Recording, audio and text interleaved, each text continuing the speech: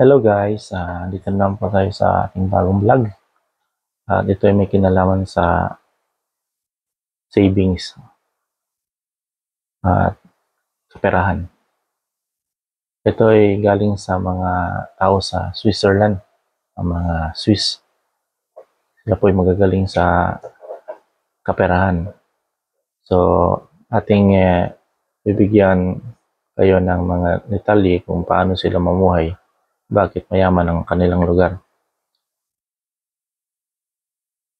Kilala ang Switzerland na matibay nilang diskarte sa pag-iipon, pag-invest at financial discipline. Ito ang ilan Swiss-inspired money management tips na maaari na mong sundan. Live below your mean. Ang mga Swiss ay hindi maluho at mahilig sa simple, ngunit di kalidad na pamumuhay. Iwasan ang impulse buying at siguraduhin mas malit ang gastos kaysa kita. 2. Payment yourself first. Magtabi agad ng ipon bago gumastos. Karaniwan nagsaserve ang mga Swiss ng 20-30 ng kanilang kita, kung hindi kaya agad nagsimula sa 10 at unti-unting taasan. Diversified investment. Hindi lang sila nag-iipon sa bangko, nag-i-invest din sila sa stock, bond at real estate.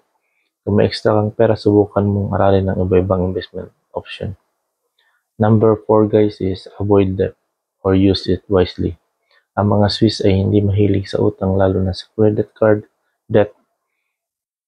Kung may utang, unahin itong bayaran bago gumastos bilang sa ibang bagay. Number 5, long-term financial planning. Marami sa kanila nag-iisip ng pang matagalan pagdating sa pera.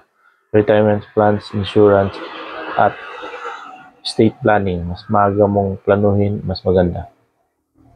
6, quality over quantity. At number 7, emergency fund is must.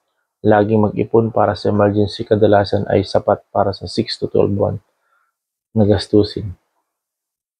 At number 8, continuous financial education. So, mahilig silang matuto tungkol sa pera. Nagbabasa ng financial book, manonood ng economic trend, at iba, ina-update ang kanilang mga investment. Yan sila guys. Kaya, lalo silang yumayaman dahil inuunan nila yung mga boy-boy na kaysa pagkichismis-chismis. Hello guys. Like and subscribe tayo guys para sa marami pa nating mga video na may upload. Para may matutunan naman tayo sa ating buhay at masensa naman tayo. Baguhin natin ang ating mga mindset para naman tayo ay matuto pa sa tungkol sa kaperahan. Bye bye guys. Thank you.